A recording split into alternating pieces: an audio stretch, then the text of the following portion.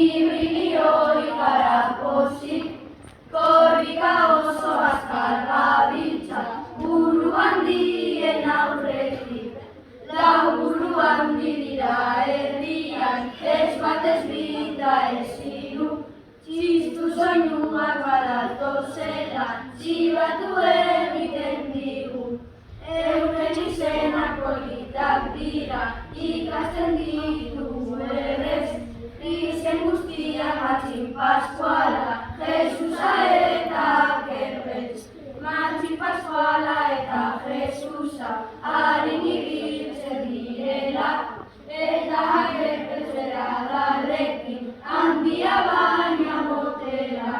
Txikitxoei eskua ematen, ez pasatzeko beldurra, guri ordea fusikare.